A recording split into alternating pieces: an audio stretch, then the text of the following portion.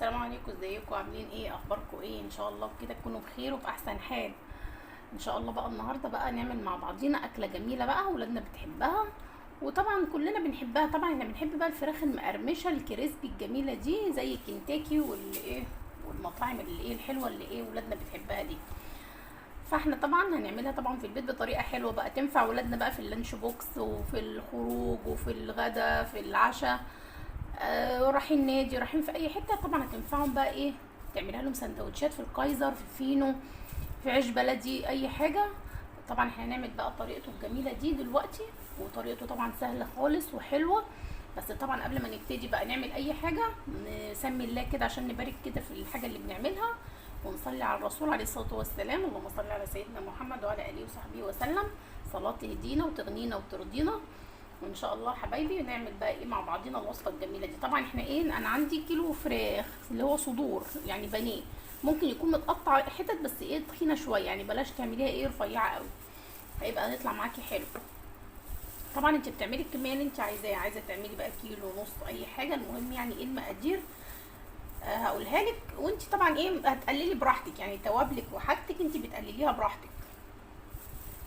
بس انا ايه حاطه مع نص معلقه من كل نوع. طبعا دي طبعا ايه نص معلقه من الكزبره والبابريكا والتوابل مشكله، توم باودر بقى على بصل باودر وشطه وفلفل وجنزبيل وكركم وسبع بهارات.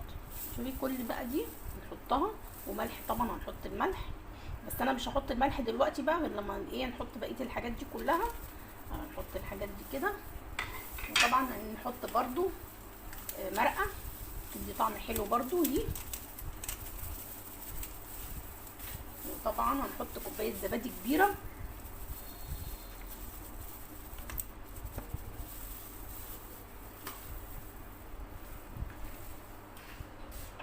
دلوقتي طبعا هنقلبهم كلهم كده ببعضيهم.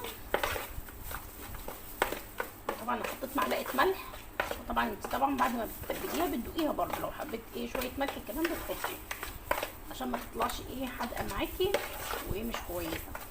طبعا التوابل اللي احنا حطيناها دي بقى لما نيجي نتبلها عشان نقليها طبعا هنحطها تاني برضو على ايه الدقيق اللي احنا هنعمله. طبعا ايه خلطه تقيله، فانا ايه جبت ايه كوبايه الزبادي، حطيت شويه لبن على شويه ميه لغايه ايه ما نخف الخلطه دي كده عشان تطلع معانا خفيفه. عشان احنا طبعا هنحط ايه نص كوبايه دقيق برضو. طبعا ايه هنقلب بقى ايه الخلطه الجميله دي كده، ريحتها طبعا طالعه جميله، ولسه حاطه ايه ما حطيناش حاجه فيها، ريحتها طالعه تحفه اهي. نقعد نقلبها بقى كده لغايه ما قوامها كده يبقى شبه ايه قوام الكيكه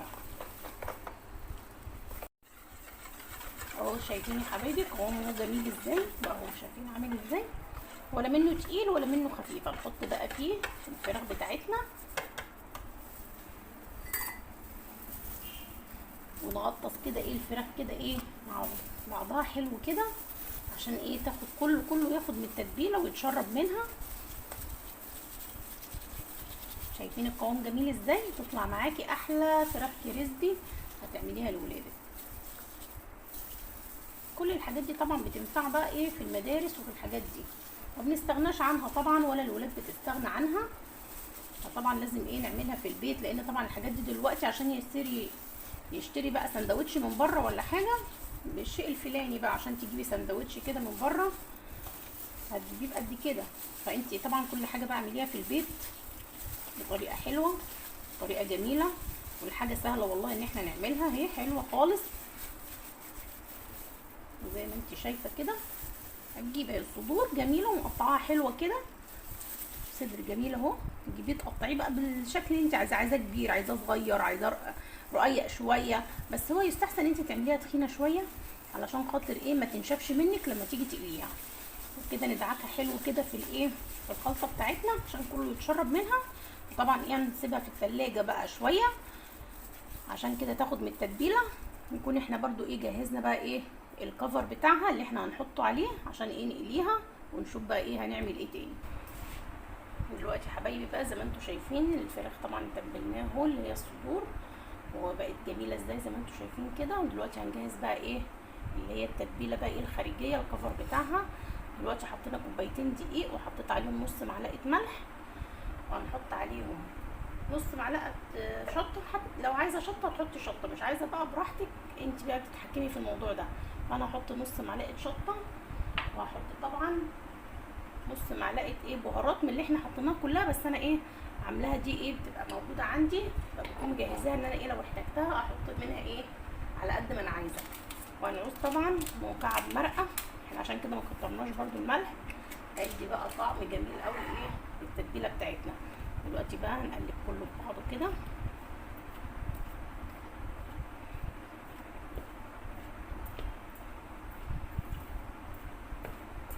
طبعا بقى التتبيله دي يعني ريحتها جميله فظيعه بقى، وتطلع معاكي البانيه في منتهى الجمال. شايفين البانيه بقى جميل ازاي وتحفه ازاي، شايفين عامل ازاي. تحطي بقى كده، شايفه هتديكي بقى ايه الشكل الجميل ده.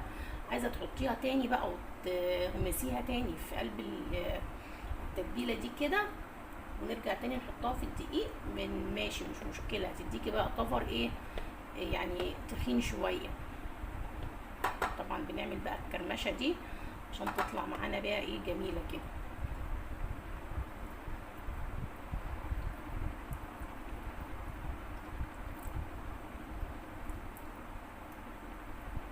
شايفين عامل ازاي جميل تحفه.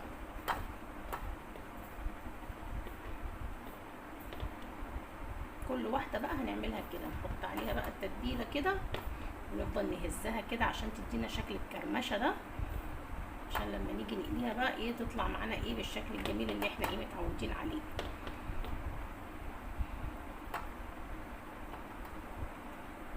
شايفين الجمال بقى.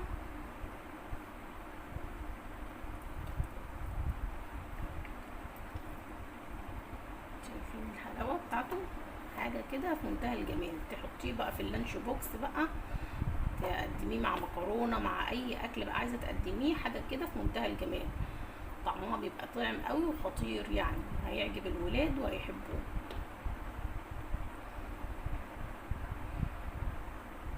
دلوقتي بقى احطهم في الزيت وارجع لكم تاني.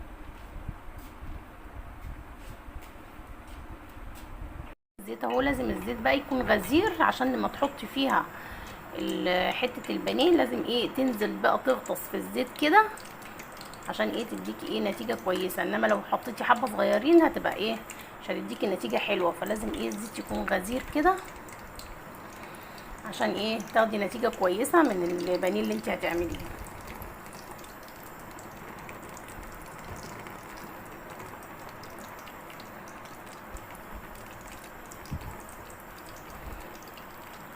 شايفين جميل ازاي. طبعا هيطلع بقى طبعا معاكي يعني في منتهى الجمال، لون جميل وطعم جميل، وان شاء الله كده ايه الوصفه تعجبكم ان شاء الله. هنسيبه بقى على النار بقى لغايه ايه ما يحمر كده ونقلب فيه، وعلى طول برضو ايه ناخد بالنا منه عشان ايه ما يتحرقش مننا. ونوطي بقى ايه شويه النار عليه، يعني ايه نسيبه شويه كده قيمه دقيقتين، وبعد كده نوطي النار عشان يستوي كويس معانا. انما لو عليتي النار على الاخر هتلاقيه اتلسع منك واكنه استوى، ومن جوه هتلاقيه ايه لسه ما استواش ولا اي حاجه. فاحنا شويه كده يعني دقيقتين كده ونبتدي ايه نوطي عليه النار عشان يستوي براحته. دلوقتي بقى زي ما انتم شايفين يا حبايبي خلاص بقى ايه البانيه بتاعنا استوى وبقى جميل اهو. شايفين طبعا شكل القرمشه طبعا وايه الصوت الجميل ده. احنا دلوقتي بقى هنجيب الفريزر بتاعنا، طبعا فتحناه اهو. نحط بقى ايه شويه كاتشب، طبعا نحط بقى الطماطم. اقعدي بقى اعملي كده فنني بقى كده ايه للولاد كده وانتي قاعده، حته البانيه كده عليها الكاتشب الجميل ده كده وحاجه كده تحفه. اللي عايز بقى مايونيز يحط مايونيز، بس انا مبدئيا بحط الكاتشب لان ايه في بيحب مايونيز وفي ما بيحبوش. فهنعمل واحد تاني بقى اهو. نحط بقى الطماطم بتاعتنا، خيار، حته البانيه الجميله، الكاتشب كده يبقى عندك احلى سندوتش واحلى حاجه جميله عملتيها. نكمل بقى وارجع لكم تاني. شايفين شايفين بقى السندوتشات الجميله بقى بقت عامله ازاي، حاجه كده جميله، حاجه كده تحفه. طب يعني اقول لكم ايه بس، السندوتشات الجميله دي تستاهل كام لايك منكم؟ شايفين جميله ازاي وتحفه. ممكن بقى تحطي اللي هو الخس الكابوتشا، ممكن تحطي بقى اللي هو تعملي كول سلو، تعملي اي حاجه، اي حاجه بقى انت عايزه تحطيها مع السندوتش مع البانيه ده، هيخلي طعم السندوتش جميل.